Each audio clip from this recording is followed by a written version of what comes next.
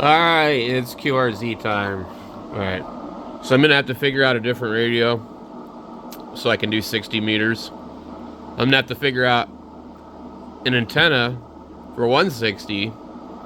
And then maybe if there's an opening for 6 meters, we'll have to keep an eye on it.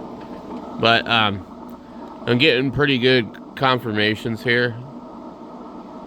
So I know some of you guys follow this stuff. I used to really enjoy this. It gives me some time to kind of sit down and work stuff.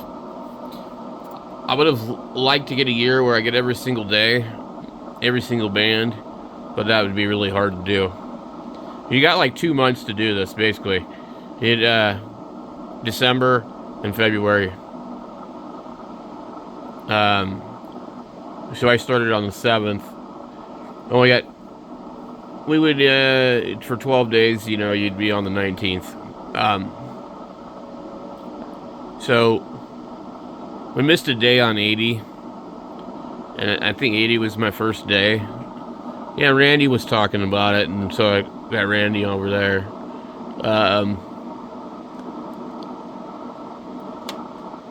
But you'll get 12 days once you get 12 days. Doesn't matter what bands there are. But you'll get individual band awards for each band. And they'll pop up there. So I've got 80. I need 60. If I can set up my 756, I should be able to do that.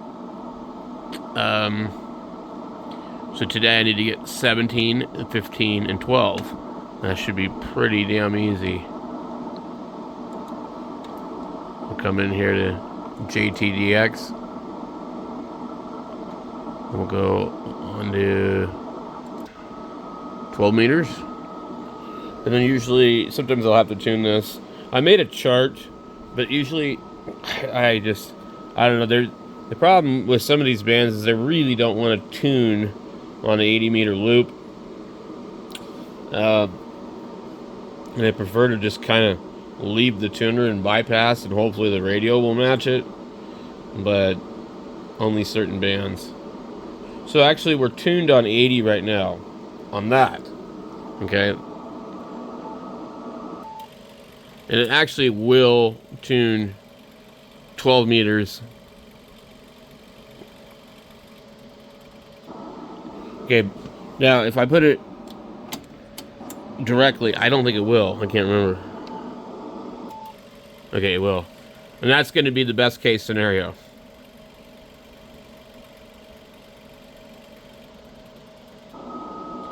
Otherwise, I need to tune that completely, and I just don't want to. So we already got a bunch of stuff here. I'm just going to go ahead and start transmitting and see what we're set at. We're 40 watts. And we'll see how long it takes to get this band. It shouldn't be too long. Sometimes you need to make like 5 or 6 contacts before you get a confirmation on QRZ. So what I usually do is to just go through each band on a daily basis. And then I'll keep track of the UTC because, the new day starts for them. So then you need to get everything you want for this particular day. So basically, here's one right now. In the daytime, you want to start with 10 or 6 meters or whatever band might be open, and just go all the way down, and then finish up with the low bands. And you're probably not necessarily going to be able to get 80. So like what you do is you get 80 from the day before, okay? And so you get 80 like after. So it's 1914 UTC. It's 12 o'clock here. I forget, like somewhere around 5 o'clock, whatever, without doing the math. It will actually be the next day. Okay, so once it gets dark here tonight, that's when I will work 160, 80, 60 meters, 40 meters, maybe even 30 meters. Okay? And that won't count for today. I've already done that yesterday, basically, to get it for today. So that's how you do that. You need to time it correctly. Otherwise, you're like going, well, crap, what the hell? It's a different day. Because you're going to get screwed up by the UTC time. It's going to screw you up. Let's get in here and we'll click QRZ it. And so I log as I go along. Don't wait to log later, especially not if you're working for an award. New Jersey. I've worked him a bunch of times, and that means that most likely he's going to confirm. We'll just get our band on here. What band are we on? Sometimes I'm a little scattered. I got to double check. And your logbook should pretty much, when you go to log, it'll remember a lot of the stuff. I'm going to go over here and you click this. You need to click that box, and then you need to go down here to the corner and click Actions and click Request Confirmation. Okay, if you don't do that, you're not going to get confirmed most of the time. I don't know why you have to do that. Like, why it can't automatically do that for you. But when I find they don't get confirmed. I don't know what the reason is. So I guess that sends a thing to the other person's notification, where it'll say like incoming right here.